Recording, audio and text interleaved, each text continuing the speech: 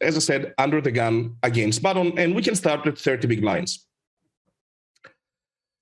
The main thing at 30 big blinds is that people tend to not c-bet enough from out of position on a lot of the good boards, and they tend to over c-bet a little bit on the bad boards. So on the left side, you can see the boards. Then here you can see the bet frequency. And here you can see the sizings. Starting from ace-high boards, we can see that these are actually not that good for under the gun here. Especially on ace plus low cards, we end up checking really high frequencies. We can potentially even simplify to just range checking those. The main reason for that is that at this stack size, we just don't really have many nutted hands here. We're lacking a bunch of two pairs since we don't really open ace-deuce suited from under the gun. We also lack the sets.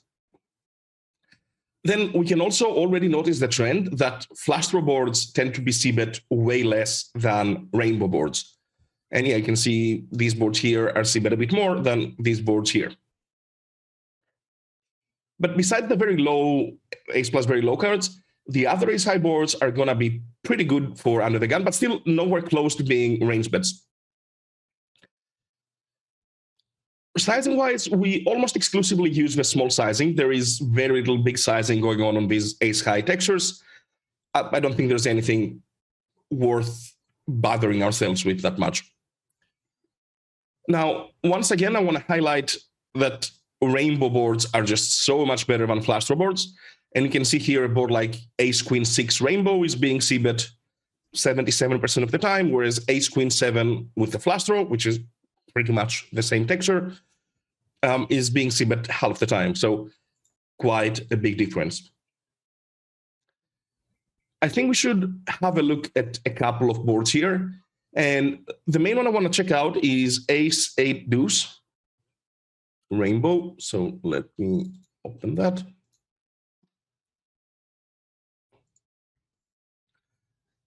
Okay, so Ace-eight-deuce is one of the boards that I think people will probably end up c-betting a bit more in reality. But first, let's focus on the theoretical aspect. It's supposed to be about a 45% c-bet frequency for under the gun, and it's almost exclusively going to be small sizing. Now, the hands we want to bet, of course, we have our value range, which is going to be like ace-queen plus, ace-jack plus. But even those, you can see it's just a mix. We don't really bet full frequency of these value hands either.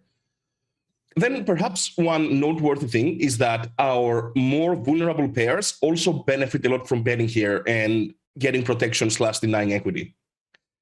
You can see 7s, 9s, 10s, jacks, and queens to some extent. These hands bet at a pretty high frequency. Like we bet 10s as much as we bet, say, ace-queen, almost. And again, the main reason for that is because we bet 10s and we fold out king-queen off and king-jack off. So we already benefit from that. But then we also get called by some worse hands, of course. The second pair, 8x, is also being bet at a very high frequency, and this functions the same way that, say, pocket 10s function. We get called by worse, and then we fold out a bunch of hands with equity.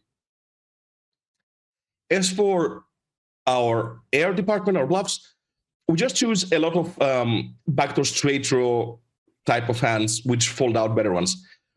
Again, you can see a hand like king-queen doesn't really bet because that doesn't fold out a single better hand.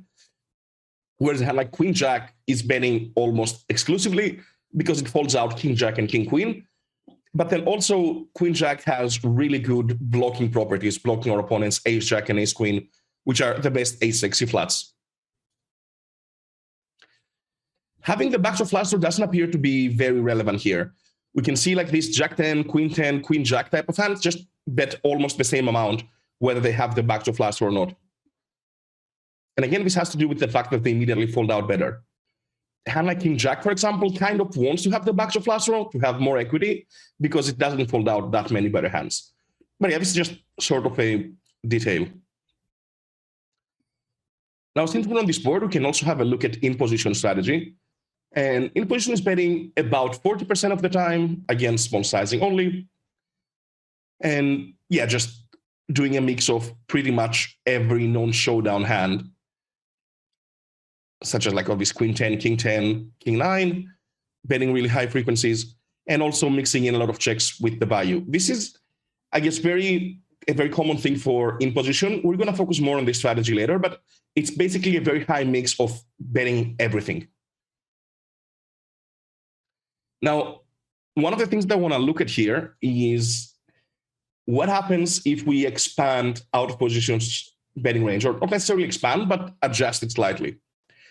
So what I node locked is what I think is a more reasonable c-bet range for population, where basically they check their pairs a much higher frequency, and then also they bet their ace highs a higher frequency as well, and perhaps bluff less with, say, Queen Jack without the backdoor flush draw.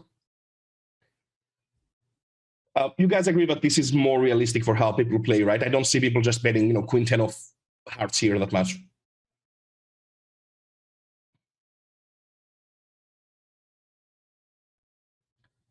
Yeah, okay, perfect. So first, looking at the response against the bet, here we don't really have many changes. The betting range is going to be stronger, so we raise a little bit less, but our response is basically going to be the same. We don't raise because, again, they bet most of their good ace-eights, so no benefit in us raising, but we don't really fold much either. So already I think this is a pretty good realization. So we continue with hands like Queen Jack, no backdoor flush draw, and Queen 10, no backdoor flush draw. 10-9, no backdoor flush draw as well. We just really don't want to be folding against a small c-bet sizing when in position. When out of position checks, though, this is where we see a big adjustment. And that is that we start betting a lot more aggressively, and we also get to use the 70% sizing a lot more. This seems fairly intuitive.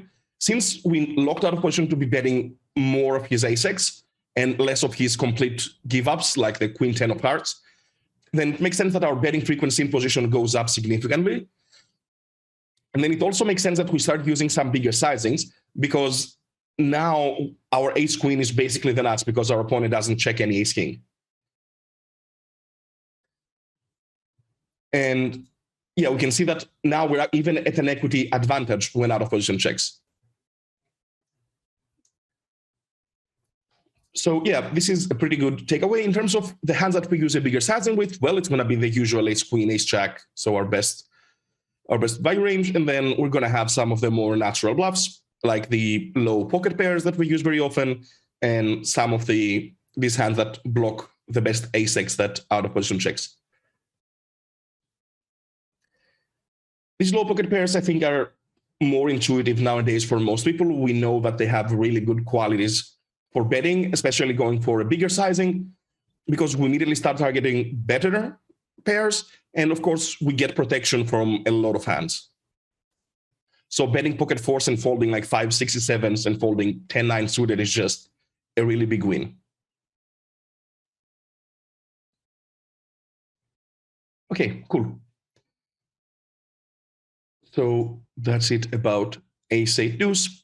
I guess we can have a look at one more ace-high board, maybe check out this ace-king 8 type of texture.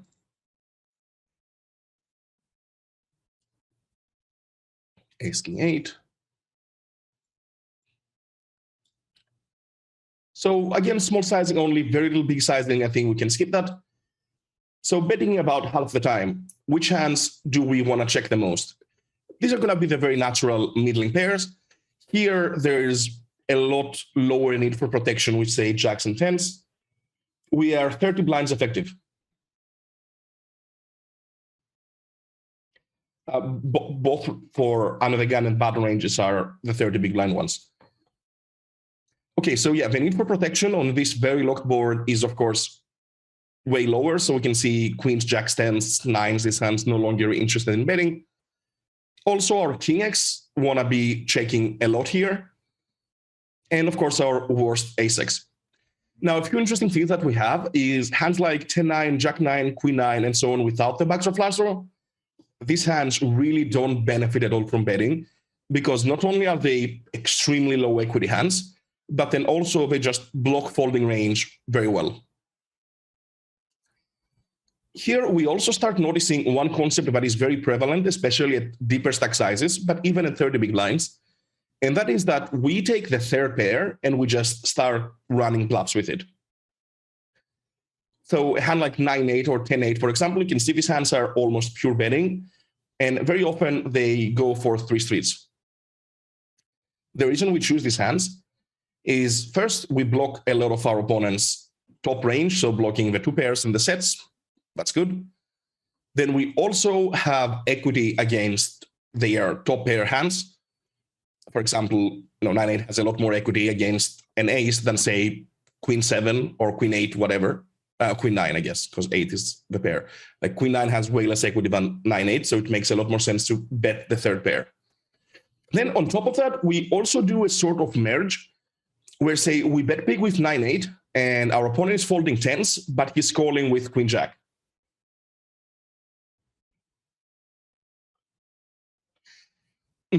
So the small sizing indeed isn't really targeting that many hands, but it's still targeting all the low pairs and some of these like middling suited stuff. So betting 30% and folding out 27% of in positions range is still a pretty big win. And then also we're just pushing our equity and the fact that we have a pretty big nut advantage here. We have 58% equity from out of position. So just a really good board for us.